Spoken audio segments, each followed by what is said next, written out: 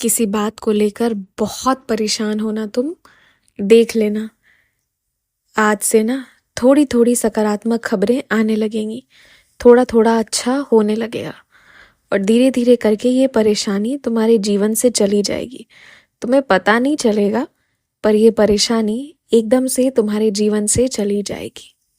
बहुत प्यार करते हो, बहुत परवाह करते हो अपने परिवार की भी, इसलिए सबों का ध्यान रखते हो और मेरा दिल जीतते रहते हो।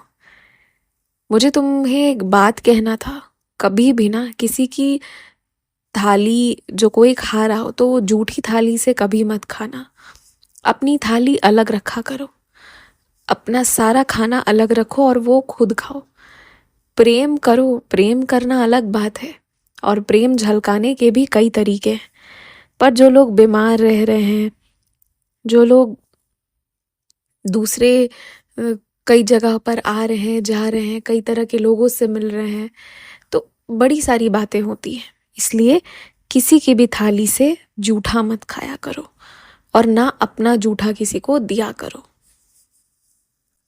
और एक ना बहुत अच्छी आदत लगाओ, अपने लिए एक छोटी सी बोतल ले लो, चाहे वो शीशे की हो, चाहे वो स्टील की हो, जैसी भी हो, छोटी सी लो और उसे हमेशा अपने साथ रखा करो। अपने घर से थोड़ा पानी ले जाओ और फिर जब बाहर जाते हो, चाहे बाजार ही घूमने क्यों ना जाओ, तो पानी अपना रखा करो। और जब खत्म हो जाएगा तो तुम्हें ऐसी कोई व्यवस्था दिखेगी जहां तुम्हें बस निःशुल्क ही तुम पानी भर के पी सकोगे। शायद तुम्हारे ध्यान पर नहीं है, लेकिन ये प्रकृति जो जल यूं ही दे रही है, जिसका वो कोई कीमत नहीं मांग रही है, बस थोड़ा सा सम्मान मांग रही है, उस प्रकृति के उस पावन जल को, अमृत को तुमने बहुत बहुत पैसे देकर खरीदे हैं, पर तुम ये बात भूल चुके हो। लेकिन प्रकृति तुम्हारे प्यास बुझाने लायक जल तो रखती ही है, तो इसलिए खरीद कर पीने की बजाय थोड़ी सी घर से लेकर चलो और बाहर की व्यवस्था प्रकृति माँ तुम्हारे लिए करेंगी। तुम्हारे कैमरे में किसी के बहुत अच्छे पल की कोई तस्वीर रह गई है, तुम्हें वो तस्वीर जब भी दृष्टि पड़े तो दे देना। शायद सामने वाला व्यक्ति भूल भी गया हो, पर तुम दे देना। ये उसके जीवन का एक छोटा सा मगर बहुत यादगार लम्हा है।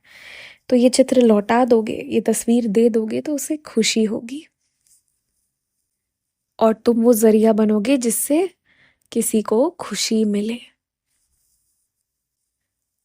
अगर जूते को तुम बंद करके सही जगह में नहीं रखते हो, यूं ही खुले में छोड़ देते हो, तो सीधे अपने पाँव में कभी मत डाला करो।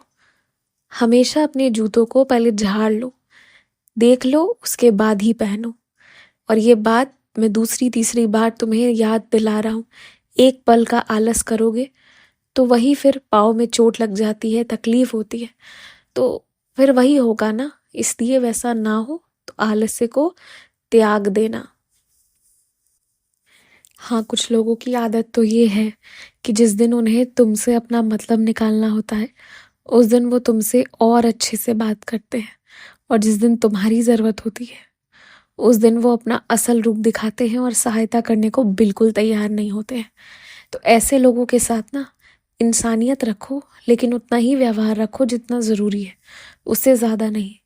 उससे ज़्यादा कहानी सुनने की और समझने की ज़रूरत ही नहीं है। काम से काम मतलब रखो और उसके बाद बस अपने आप में रहो, और ऐसे लोगों को जीवन में ज़्यादा जगह देने की आवश्यकता नहीं है। जो लोग मेरे मंदिर आकर मंदिर में बैठकर निंदा और बुराई कर रहे हैं ना, तो उनके साथ में मत रहा करो। वो गलत कर रहे हैं और तुम्हें भी गलत ही सिखा रहे हैं। मत रहा करो, मत सुना करो। मंदिर में तो निंदा कभी नहीं होनी चाहिए। और तुम देख लेना, जिन लोगों ने इस तरह से अपना झुंड बनाकर निंदा करना शुरू किया है ना, उनका ये समूह, उनका ये झुंड बहुत जल्दी अलग थलग हो जाएगा और मंदिर में नकारात्मकता नहीं रहेगी। पर वर्तमान में उन सभी लोगों को तुम माफ़ कर दो।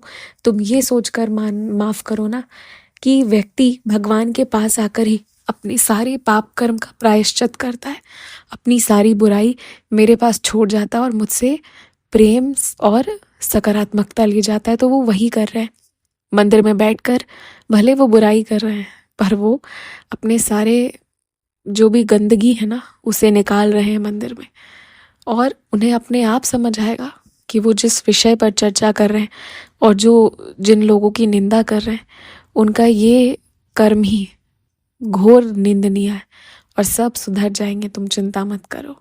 खुश रहो और ज़रा ठहाके लगाकर हंसो आज, चिंता मत करो।